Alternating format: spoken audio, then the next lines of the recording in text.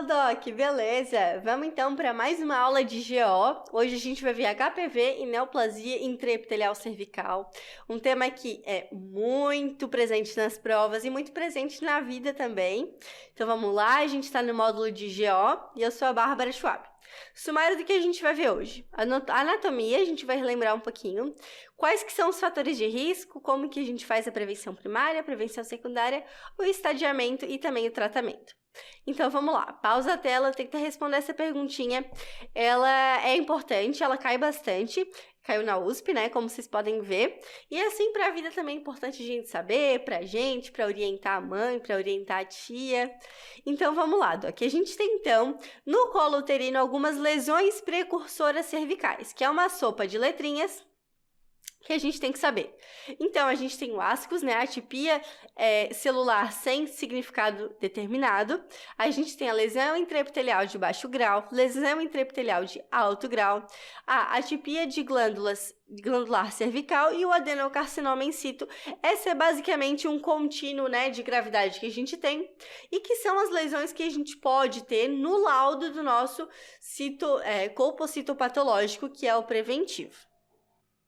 Então, essas três primeiras são das células escamosas e as duas de baixo são as células glandulares. Então, para a gente relembrar o que é célula escamosa, o que é célula glandular, é uma coisa que a gente tem que aprender e tem que ficar, Doc. Sobre essas células, né?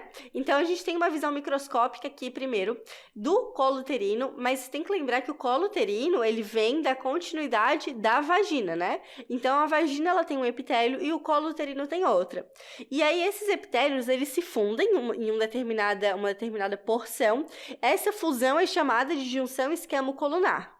E essa junção escamo-colunar, ela é dinâmica. Então, na mulher antes da menopausa, ela tem um formato, tem ali um tamanho, e na mulher depois da menopausa ela tem outro. E isso é completamente normal, o nosso corpo é dinâmico e muda também, né, Doc?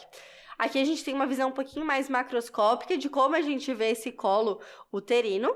Então, essa junção escamo-colunar aqui, a gente tem uma progressão de como ela é, basicamente, porque, sim, a gente tem o epitélio colunar do próprio endométrio, que é aquele epitélio secretor, e o epitélio escamoso, que é um epitélio ali de revestimento, contra a fricção que tem na vagina, até pela fricção peniana, né?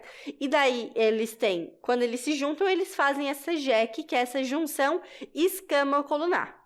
E essa JEC, ela é muito influenciada pelo estrogênio. Então, quando a menina tá ali menarca, até antes da menopausa, que tá com bastante estrogênio circulante, esse epitélio colunar, ele sofre uma eversão e a nossa JEC fica um pouquinho mais para fora no colo uterino. Mas, de acordo com a vida, depois que a paciente entra na menopausa, que tem privação estrogênica, a ectocervice, né, o epitélio escamoso, sempre que a gente fala de ectocervice é epitélio escamoso, endocervice é o epitélio colunar. Então, essa ectocervice daí é o contrário. Então, aquilo que tinha vindo para fora vai começar a entrar.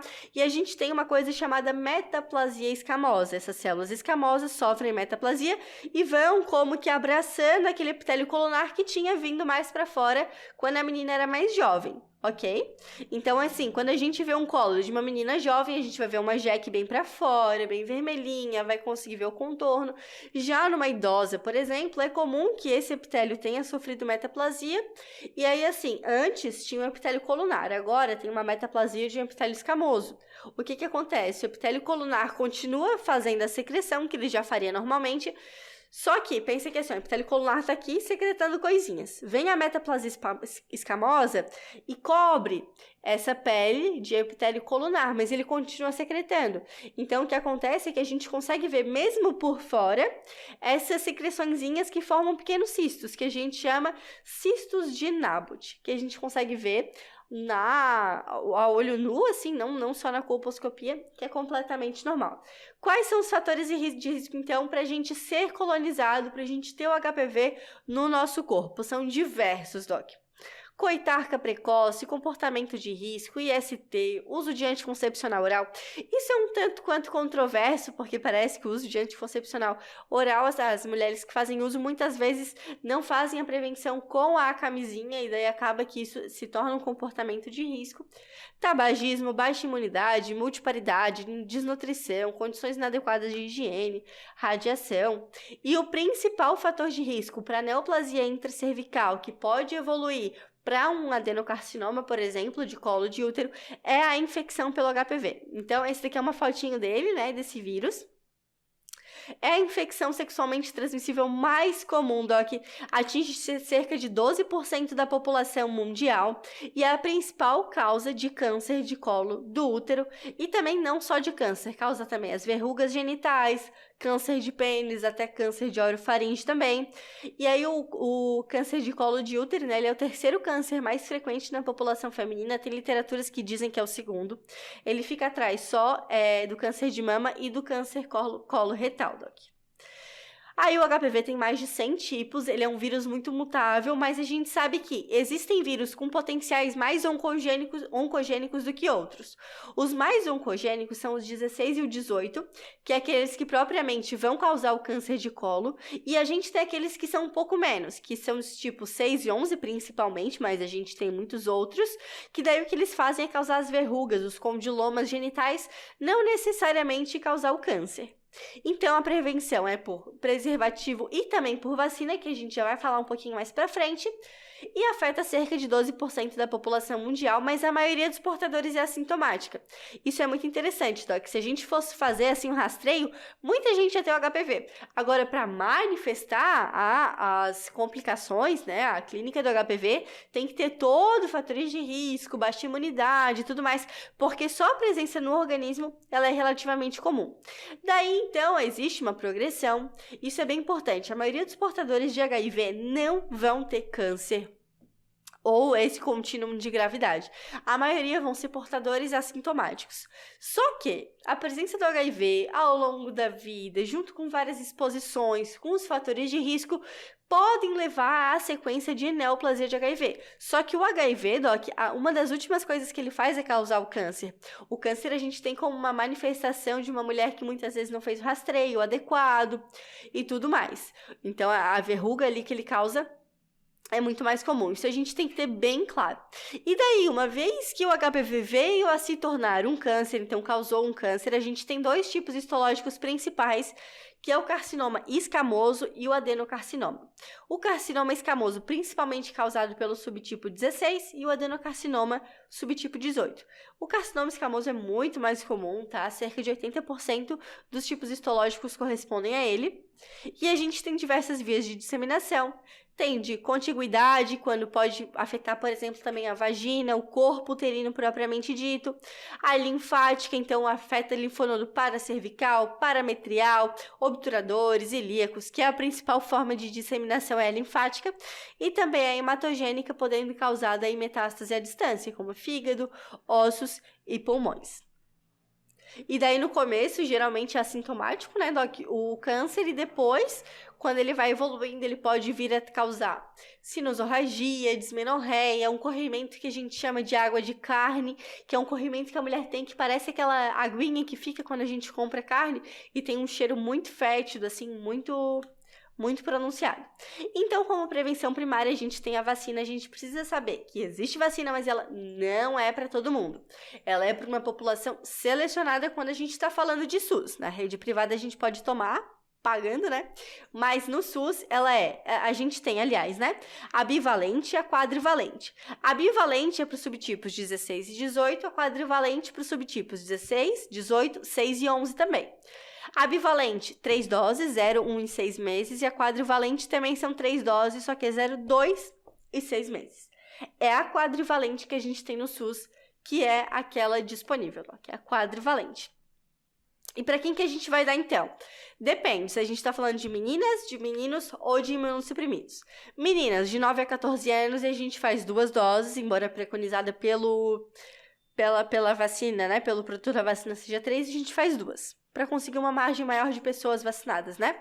Então, a gente faz 2 doses, 0 e 6 meses, meninas de 9 a 14 anos, meninos de 11 a 14 anos, também 2 doses, 0 e 6 meses, e para imunossuprimidos de transplante de órgãos sólidos, ou de medula óssea, ou pacientes oncológicos, ou convivendo com HIV, né, B24, a gente faz, se é menina, dos 9 a 45, se é menino, dos 9 a 45 também, e também 3 doses, 0, 2 e 6 meses.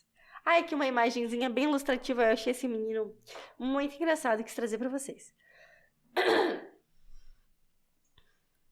Então, o rastreamento, como é que a gente faz, Doc? É um dos exames mais baratos que a gente tem e que deveria ser mais utilizado, que é um dos exames mais comprovados para prevenção de câncer.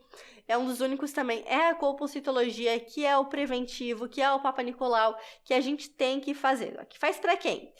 Mulheres, né, dos 25 aos 64 anos após a sexarca. Não tem como a gente fazer em mulher virgem, porque a gente precisa da introdução do espéculo e na mulher virgem a gente muito provavelmente tem a presença ainda do ímen, né? E daí como que a gente faz esse rastreio? A gente faz uma vez por ano. Só que fiz um ano, deu negativo. Fiz o outro ano, deu negativo. Após 2 negativos, a gente pode fazer a cada 3 anos. Então, regrinha do 1, 2, 3. A cada 1 ano, depois de 2 negativos, faz a cada 3 anos. Em pacientes virgens não faz. Paciente gestante, igual, não tem nenhuma diferença. O colo vai estar um pouquinho mais friável, mas isso não é uma contraindicação. E em pacientes com HIV, a gente faz de 6 em 6 meses no primeiro ano e mantém, caso a contagem de CD4 fique menor que 200.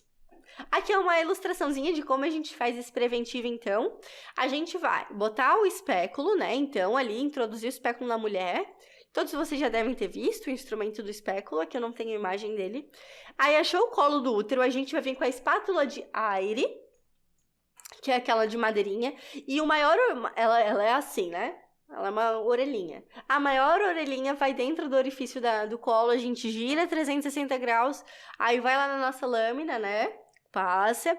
Depois, a gente vem com a Cytobrush, que é aquela escovinha, vai no orifício do colo do útero, gira 360 graus e também coleta o material.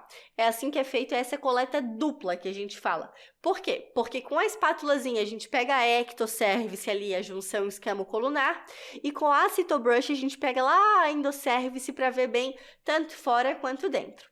E daí a gente pode ter o laudo, então, que a gente tinha visto das lesões ali no começo da aula. Esses são os laudos que podem vir das lesões, Doc. E aí, como que a gente procede? Veio ascos? Se a paciente tem mais ou igual a 30 anos, repete em 6 meses. Se ela tem entre 25 e 29, em 12 meses. Se ela tem menos que 25, em 3 meses. Por quê? Porque essas lesões em pacientes jovens muito provavelmente vão se resolver sozinhas. Até 80% tem regressão espontânea, a gente não precisa se preocupar. Vem uma lesão intraepitelial de baixo grau, a gente repete em 6 meses se tem mais que 25, se tem menos que 25, em 3 anos também. Veio lesão intraepitelial de alto grau, atipia glandular cervical ou adenocarcinoma, a gente manda essa paciente para colposcopia. E aí a gente tem a classificação, então, o estadiamento, a figura ficou um pouquinho para cima, de quais tipos que a gente tem. O tipo 1, Doc, que é quando está completamente ectocervical, totalmente visível ali. O tipo 2 é quando tem um componente endocervical, mas ainda assim é totalmente visível, então eu sei que sobe um pouquinho pro orifício interno ali, mas eu consigo ver. E o tipo 3 é quando é completamente endocervical e ele só com aquela análise externa a gente não consegue ver. Aí como que é a conduta? Tipo 1, a doença não se estende mais que 1 centímetro, no colo. Tipo 2, quando ultrapassa a JEC, a gente faz uma eczérese entre 1,5 e 2 centímetros. E o tipo 3 é quando a eczérese é entre 2 e 2,5 do canal. O tipo 3 é também chamado de conização, que você já deve ter ouvido, que é basicamente esse procedimento. A gente vem e faz ali, tendo uma margem, né? E fica uma eczérese parecida ali com um conezinho. E depois que a gente faz a biópsia, a gente tem então a classificação do NIC, né? NIC 1, NIC 2, NIC 3. NIC 1, lesão de baixo grau, não tem muita preocupação, a gente acompanha em 2 anos e vê se melhorou ou não. Se melhorou, o paciente veio agora com achados normais, tudo certo, continua com segmento. Se deu 2 anos, a paciente continua com a lesão, mesmo que seja de baixo grau, a gente faz a crioterapia ou a cauterização. Aqui tem na fotinha que é a crioterapia. NIC 2 ou NIC 3, a gente já fica um pouco mais preocupado, a gente faz a CAF ou então a conização, como a imagem que eu tinha mostrado ali para vocês antes. E daí o estadiamento, então, né, o tratamento. A gente tem tipos de esterectomia, Doc, que você tem que saber. Existe a simples, a radical modificada e a radical abdominal. A simples, ela tira o corpo uterino, mas ela preserva paramétros ali e laterais, né? Então, ela é chamada só de simples. A do tipo 2, a radical modificada, é também chamada de PIVER, isso é importante você saber. E aí, ela tira também os paramétros, também preserva, né, bexiga, ureter proximal, mas remove mais do que a esterectomia do tipo 1. E a do tipo 3, ou Weiter-Meggs, é aquela que é radical abdominal. Tira corpo uterino, tira paramétrio, tira também a própria vagina, mas também tira o ligamento útero-sacral, então a gente começa a ir mais assim para os ladinhos, né? Essa radical, a gente tem uma fotinha aqui, achei bem interessante desse material. Então, tirou ali o corpo uterino, tirou o colo, tirou paramétros, chegou até a tirar as tubas também, né? Pra gente ver a imagem bem bonitinha, né? Aí aqui também tem uma outra classificação que pode ser que apareça em provas, ela é um pouquinho mais simples, mas é a total, né, quando a gente tira todo o corpo uterino, a subtotal quando tira o corpo uterino, mas preserva o colo, e a radical que tira corpo, tira colo, tira tubas e ovários. Estadiamento e tratamento, então, isso aqui é bem complicado, Doc, existem muitos estadiamentos, mas você tem que saber. Então, vamos lá. Né? Não sofre muito já. Então, o estadiamento 0 é aquele com o carcinoma in situ, tá ali no colo uterino mesmo. O que a gente faz? Decisão do tipo 3, conização. Aí o tipo 1, a gente tem subtipos A e B. Subtipo 1A1 é aquela invasão do estroma menor ou igual a 3 milímetros de profundidade. No tipo 1A2 já, a gente já tem uma invasão que é maior que 3 milímetros, mas é menor que 5. Aí no 1B1 é maior que 5 e menor que 2 centímetros. No 1B2, maior que 2 e menor que 4. E 1B3 é maior que 4 na maior dimensão. Daí no tipo 1A1, esterectomia do tipo 1. 1A2, esterectomia do tipo 2. E todos do B, B1, B2, B3, é esterectomia do tipo 3. Na 1B3, a gente também pode considerar uma quimiorradioterapia. Daí, de resto agora, Doc, na 2, 2A1, 2A2, 2B, a gente vai fazer todas as esterectomia do tipo 3, aquela do... O nome aqui, ó, o nome é complicadinho, né? Weiter-Meggs, que é essa que eu mostrei pra vocês, que é do tipo 3. E daí, do tipo 2, são aquelas que a extensão vai para além do útero, mas não chega até a parede pélvica ou até o terço inferior da vagina. Então, ela aumentou, mas não chegou ainda na invasão para além do local. Aí, 2A1, lesão menor que 4, 2A2 maior que 4, e na 2B já envolveu o paramétrio, mas não pegou a parede pélvica. E a partir aqui, do 2A1, a gente começa com quimiorradioterapia só, não adianta mais tirar o útero dessa mulher. Aqui é uma imagem para vocês, ilustrando da ginecologia de Williams. Tá muito bom o material desse livro para quem quiser complementar o estudo, Doc. Então, no 1A1 aqui, a gente vê que pega mais confinado. 2A1 já começou a se estender. Aí, 1B1 também tá mais confinadinho, né? E 2B já vem para invasão pertinho ali dos paramétros. Daí, 3, então, a extensão até a parede pélvica ou envolve o terço inferior da vagina ou também já podendo causar uma hidronefrose, um rim não funcional, também pode vir com linfonodos pélvicos ou paraórticos, então a gente já vê que é bem mais extensa, né? E na 4 agora, extensão para além da pelve, chega a pegar a bexiga, chega a pegar a mucosa renal. E aqui também a gente tem uma figurinha para ilustrar para vocês verem bem como é que fica, né? Chega a pegar ali o 4B, chega até a pegar parênquima hepático também, bem importante. E a respostinha, então, na nossa pergunta: o câncer de colo uterino responde por uma parcela importante das causas primárias de mortalidade por câncer entre as mulheres brasileiras. Qual das alternativas a seguir apenas representa recomendações do Ministério da Saúde para a prevenção primária e secundária desse câncer? Então, prevenção primária: vacinação para meninas de 9 a 14 anos. Prevenção secundária: colpocitologia oncótica, então preventivo, né? Dos 25 aos 64 anos de idade para mulheres que tiverem atividade sexual com periodicidade trienal depois de 2 exames negativos. Então, é anual, depois de 2 anos, dando negativo, pode ser trienal. Então, qual a vacina anti-HPV disponível no SUS? Quadrivalente. Tem a bivalente também, mas é só nos serviços particulares. Qual a faixa etária recomendada para a realização? 25 a 64, naquelas que tiveram já início da vida sexual. Quais tipos de HPV mais oncogênicos? Os 16 e o 18. E aqui é um resuminho da aula, então, para você ter, Doc. A gente tem aqui os estadiamentos mais resumidinhos, talvez seja melhor para você gravar. Então, estádio 1, carcinoma restrito ao colo. O 2, invade além do útero, mas não se estende no terço ali inferior da vagina ou na parede pélvica. O 3, o carcinoma já pegou o terço inferior da vagina, pode ter pego o pélvico, causar hidronefrose e tudo mais. E daí também envolver os linfonodos, né, pélvicos e paraórticos. E o estádio 4, que é o carcinoma que já se estendeu para além da pelve, já pode causar metástase para bexiga, para reto, para parênquima hepático. Essas aqui são as nossas referências. Obrigada, Doc, até a próxima.